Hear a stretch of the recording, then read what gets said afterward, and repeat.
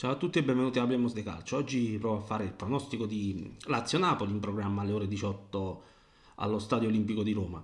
Lazio-Napoli è senza dubbio il match più interessante dopo Juventus-Inter che si giocherà domenica sera. Le suddette squadre guarderanno con interesse a cosa accadrà in campo per evidenti ragioni di classifica. Non può essere giudicato negativamente il cammino della Lazio nelle ultime 5 partite di campionato con 3 vittorie ed un pareggio. Da segnalare la sconfitta con la Fiorentina proprio all'Olimpico. Proprio in casa la squadra di Baroni ha avuto qualche difficoltà con 5 punti in altrettante partite e non ho preso in considerazione il derby con la Roma dove la Lazio ha giocato da squadra ospite ma era pur sempre all'Olimpico. Chissà che la roboante vittoria con il Monza di domenica scorsa non sia il segnale di un'inversione di marcia sul rendimento casalingo.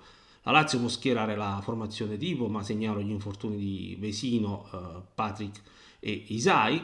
Discorso opposto per il Napoli che, sebbene abbia recuperato Buongiorno, che ha, ha comunque la fascia sinistra azzerata, come i tifosi sanno, gli indisponibili per Antonio Conte sono Neres, Olivera e Spinazzola. Il cambio di modulo sembra essere una necessità più che una scelta e molti danno come probabile il 3-5-2, modulo con il quale il Napoli ha iniziato il campionato, ma con la differenza tra le altre che non sarebbe Di Lorenzo a fare il braccetto di destra. Io comunque la penso diversamente, ma sulla formazione ci tornerò dopo, così come sul modulo.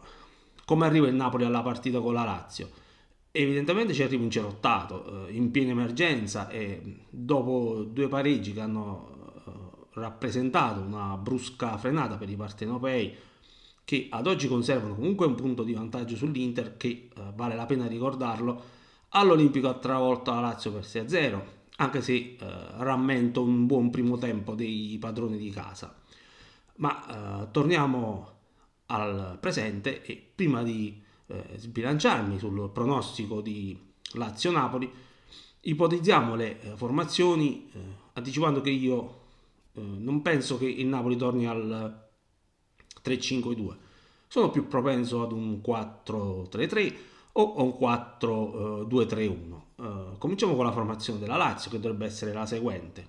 Modulo appunto 4-2-3-1 per la Lazio. Dovrebbero giocare Provedel, Marusic, Gila, Romagnoli, Nuno Tavares, Guendosì, Rovella, Isaacsen, Zaccagni e Castellanos. Questa invece dovrebbe essere la formazione del Napoli, ipotizzando il 4-3-3, ma anche con un 4-2-3-1 gli uomini sarebbero gli stessi. In porta Meret, Di Lorenzo, Rachmani, Buongiorno, Mazzocchi, Anghissà, Lobotka, McTominay, Politano, Lukaku e Raspadori. Torniamo o meglio, per meglio dire, andiamo al pronostico di Lazio-Napoli adesso. Diciamo siamo giunti al momento clou.